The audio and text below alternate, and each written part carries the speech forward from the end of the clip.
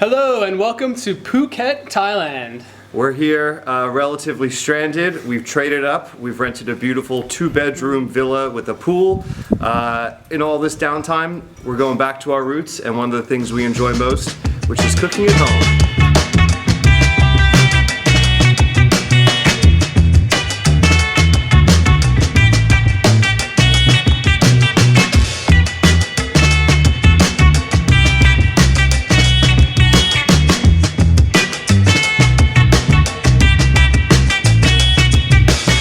We thought we would share our recipe with you and invite you into the kitchen to cook with us on this beautiful day. Sweet. So today we are going to be making a simple grilled chicken breast. With that, we're going to be serving a coriander based condiment, sort of inspired by Salsa Verde. And we're serving that with a Thai slaw, cabbage, coriander, lots of nice vegetables, some homemade pickles, a nice barbecue meal to enjoy by the pool this afternoon. So first step is we have to light the grill. It takes some time, especially with these briquettes that we bought. So we're gonna get that started. These briquettes are not pre-treated with any sort of thing that would help them light. So we're gonna have to get creative. Don't try this at home, kids.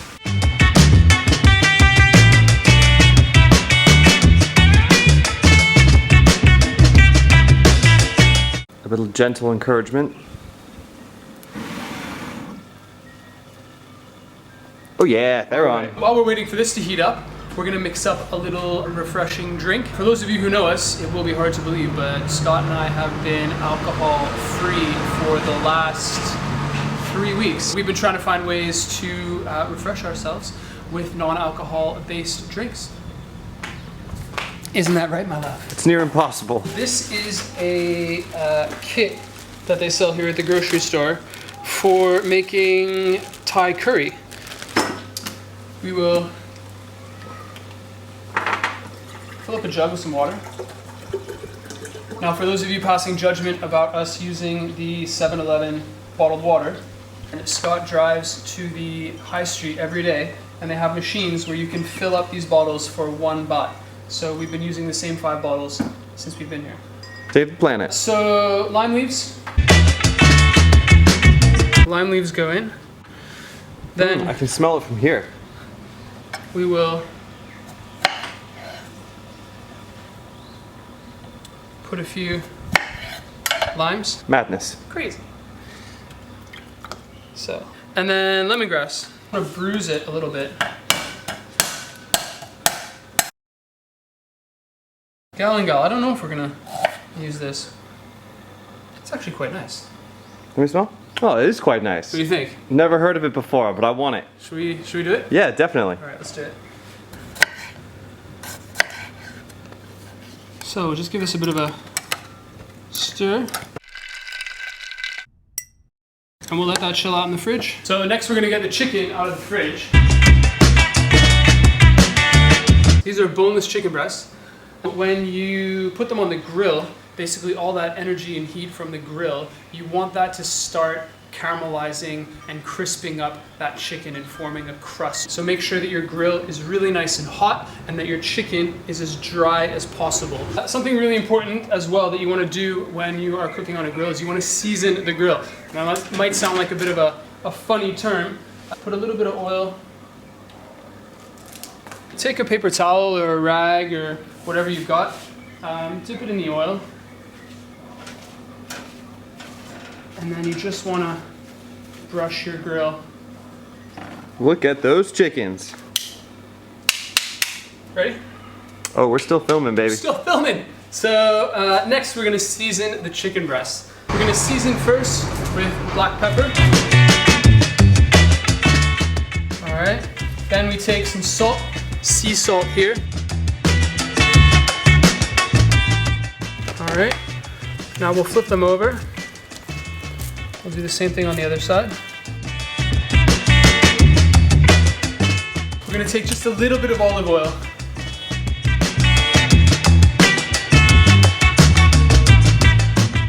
It's nice to use your hands, as long as you wash them before and after to get a nice tactile feel for the food. We'll go wash my hands right now. How do you know when the grill's hot enough? So you put your hand over the grill. You shouldn't be able to hold your hand directly over the charcoal for more than a few seconds. It should be really nice and hot. Once it's at that point, I would leave your grill on for probably 5 to 10 minutes, just for that to get really nice and hot. So I'm gonna start on the skin side. Skin side down. That's already a good sign when you hear that sizzle. So some of these are getting nice color. What I've done is I have turned the chicken breast so that the larger side is still over the heat, getting nice and hot, nice and cooked, and I've moved the thinner tips out to the outside of the grill where there is no charcoal. So we'll slow down the cooking out here and we'll still continue the cooking in here. You can see some juices already starting to come out of the chicken breast. Now that's a good sign. You do want a little bit of juice left in the chicken, of course, but the signs that you can start to see that chicken starting to gloss over and the juices come out is a sign that we're on the way there. I'm pretty sure the chicken is done, so we're gonna pull it off and we're gonna let it rest. It just means letting them sit for about 10 minutes so that the juices will sort of fall back into their natural places within the meat.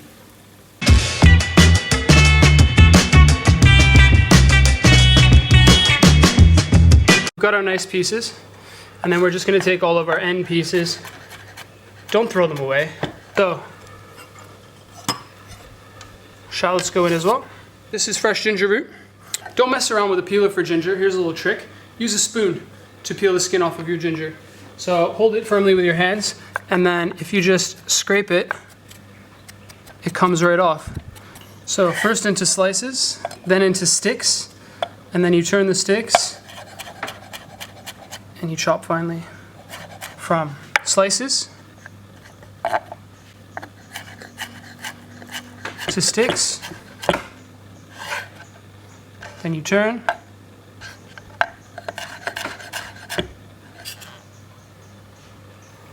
ginger goes in. Now we're gonna take the chilies. You can put as many chilies as you like.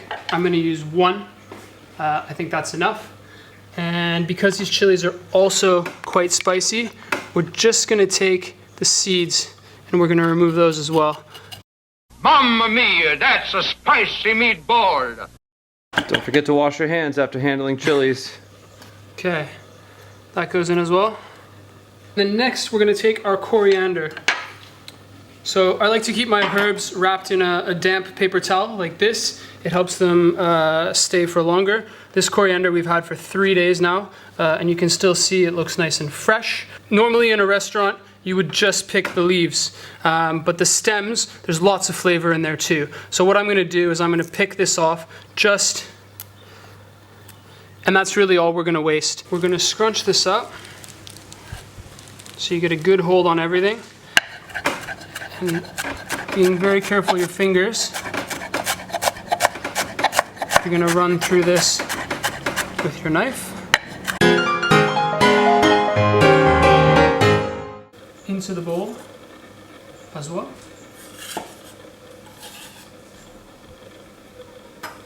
And we clean. So we're ready to put the finishing touches on our coriander condiment. As you can see, everything looks just beautiful, fresh, inviting. We're gonna take a lemon.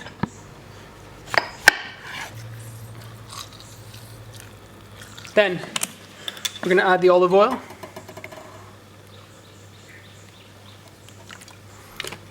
So you add just enough to make a loose paste. You don't want it to be too runny. Then we're gonna add a nice pinch of fresh salt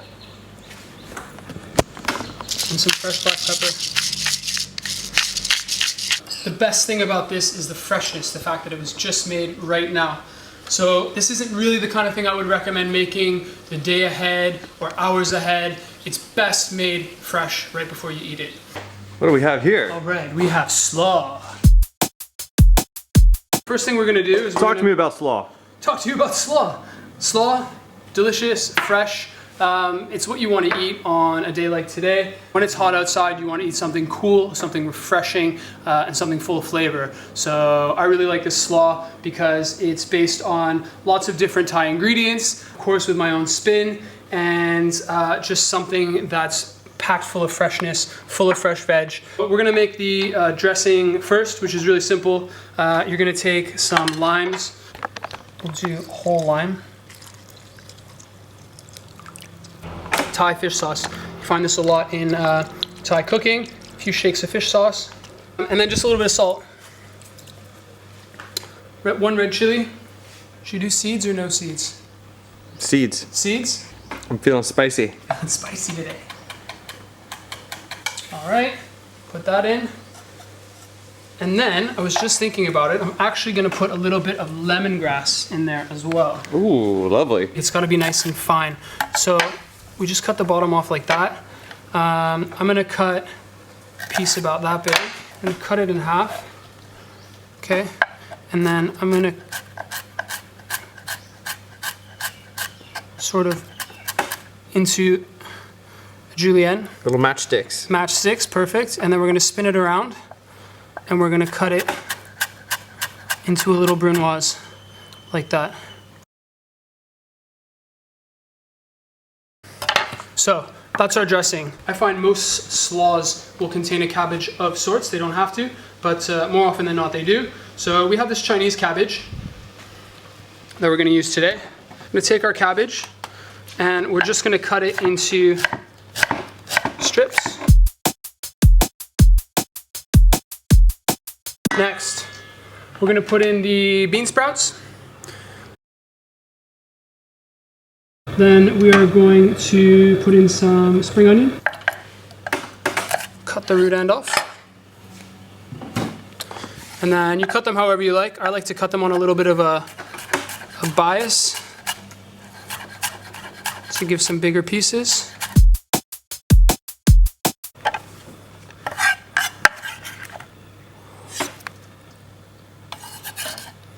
So the shallots, we're just gonna slice them thinly. Next, we're gonna add some carrot. When I'm cutting a carrot into a julienne, what I like to do is cut a couple slices off the bottom, all right? Then I turn it down so it's got nowhere to go. Then I usually cut into stacks of 3.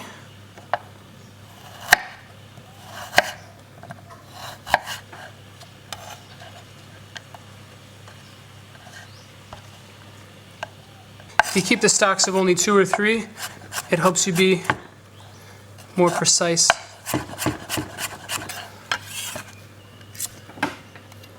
The other day, I realized that the bag of what I thought was courgettes ended up being cucumbers. Scott is not a big fan of cucumbers.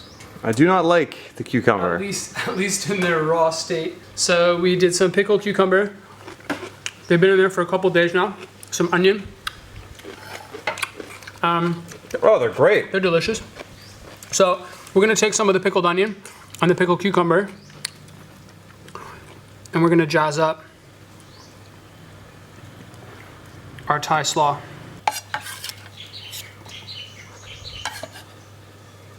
Just to finish it off with some fresh herbs. So this is coriander, and then this is Thai basil. Again, Thai basil, usually brown in a matter of hours, wrapped in a damp cloth. We've had this Thai basil for 3 days now, and it's still looking pretty fresh. What I like to do with herbs, take them in your hand, and then you just tear them. Doesn't have to be precise. The same goes for the coriander. I'm just gonna take a piece like that and you just sort of rip it off bit by bit as you go down. And if the stems are in good condition, just leave those in as well. So we're gonna mix our dressing, slaw dressing, all over.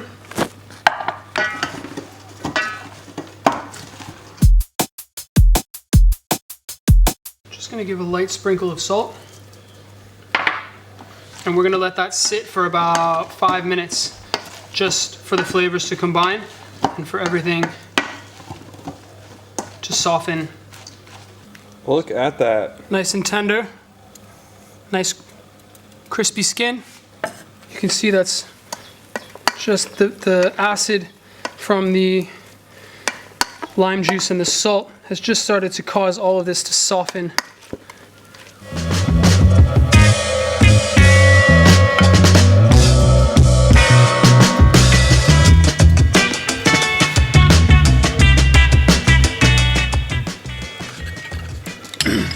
And then we take that condiment, just lay it over our chicken. Boom. Boom. That is as good as it gets. Here we are, ready to dig in. We hope you guys have enjoyed hanging out poolside with us today, cooking in the kitchen. We've just started a YouTube channel, so feel free to click the link to subscribe. Tap the like button down below if you enjoyed, and leave any comments if there's any particular dishes that you would like to see or things in the kitchen you'd like to see us doing next. Sending you guys lots of love and hope to see you soon. Bye. Bye guys.